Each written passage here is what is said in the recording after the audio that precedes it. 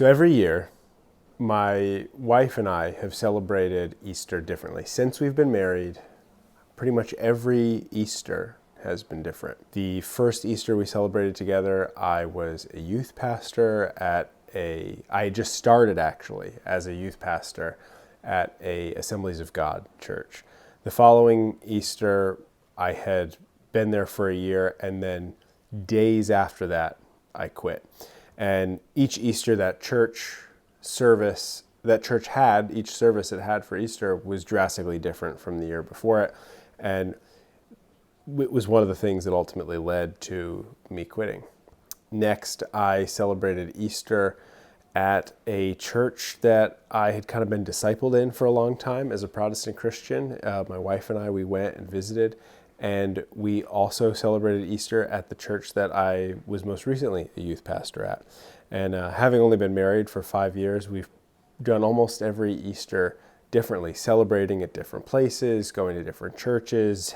We have not maintained traditions, and this year is no different.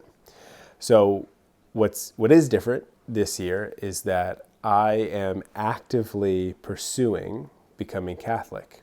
As you may be aware, or you may not be if you've never seen any of my videos before, I am an ex-Protestant youth pastor who has recently been convinced intellectually of the claims of the Catholic Church, and I'm now pursuing coming into union with and under submission to the Catholic Church. However, my wife is not. This does not mean that she is not interested in Catholicism. It doesn't mean that she is not edified by anything within Catholicism. It simply means that at the moment, she's not convinced of the claims of the Catholic Church.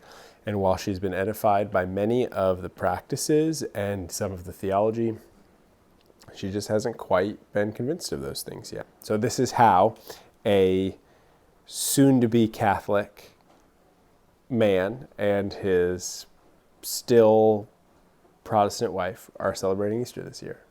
So first is today, Good Friday. And the way we are celebrating is my wife and I have invited some friends, a husband and wife, and her mother, and my wife's sister, my sister-in-law, and all of us with our daughter are going to be going to the National Shrine of Divine Mercy to do the Stations of the Cross.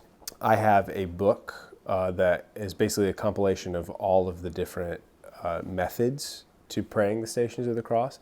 We are going to opt out of the Hail Mary and the Glory Be because all except one, I think, of the people there are Protestant. And while some might be comfortable with the Hail Mary, not everyone will be.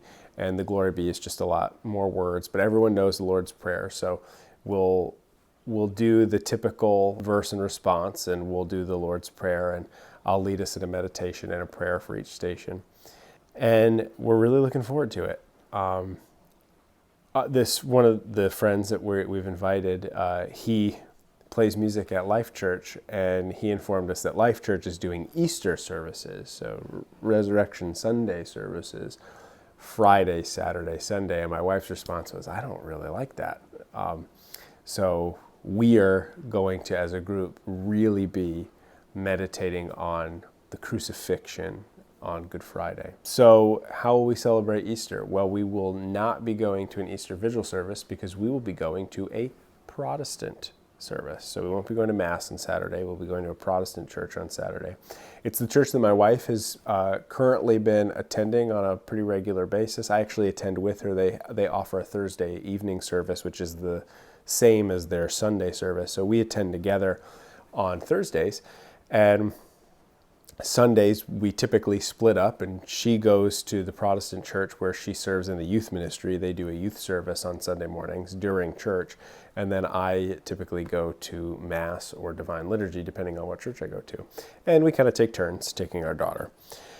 But this Sunday, this whole week actually, Thursday, there was no service at the Protestant church because they are doing an Easter service on Saturday, a couple on Saturday, a couple on Sunday. So we're all going together on Saturday, and then Sunday we will be going to a a Novus Ordo Mass at a church. It's a beautiful Novus Ordo. It's done really well at the church that my wife and I both like. And we are very excited. So we are having a Christ-filled weekend, a Christ-filled Triduum. We're really going to be spending a lot of time dwelling on the crucifixion of Christ. Then we're going to celebrate Christ's resurrection in the typical Protestant form, with, you know, the low church form, with like rock music and being really excited and loud and having fun. And then we're going to go celebrate the Mass at a church, at a Catholic church. And that's how we will be celebrating Easter. It's a lot, but I'm excited about it. And honestly, even after being received into the Catholic Church, and even if my wife is received into the Catholic Church, I don't know that I'd want to change it.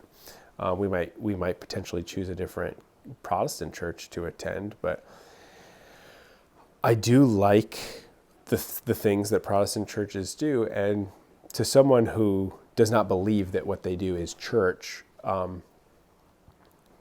I really enjoy the conference style, if you will. I enjoy the conference style experience.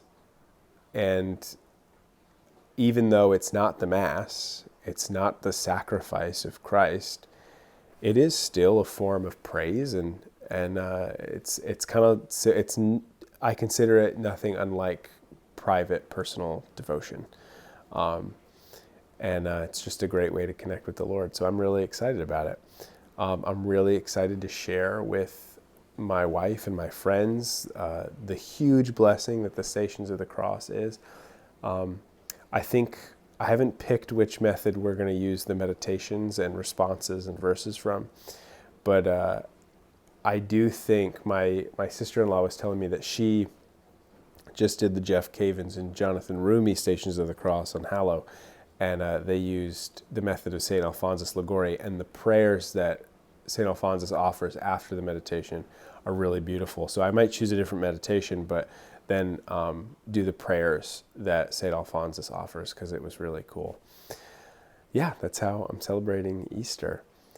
And that's it. Thank you so much for watching this video and making it all the way to the end, to this point. I know that I could be long-winded, and the fact that you made it this far means a lot to me. So if you liked this video, if you found it helpful in any way, you can support me and my family by subscribing to the channel, liking the video, commenting on the video, and sharing it with anybody you think it might be useful to, whether it be friends, family, people in your parish, or even your priest or deacon or catechist in your church. Anybody that you think this content could be useful for, it would really actually benefit me if you shared it. I would love to do this full time. My wife would love for me to do this full time, but at the moment that's just not feasible. So a really easy way for you to help me and my family is just by sharing our content. So thank you in advance for doing that. So thank you so much. Thank you again for watching this video. Please pray for me, pray for my family, pray for the work that I am doing on this channel, and know that with every video I make, I am praying for you that you would be blessed and edified. Thank you so much. Peace and God bless.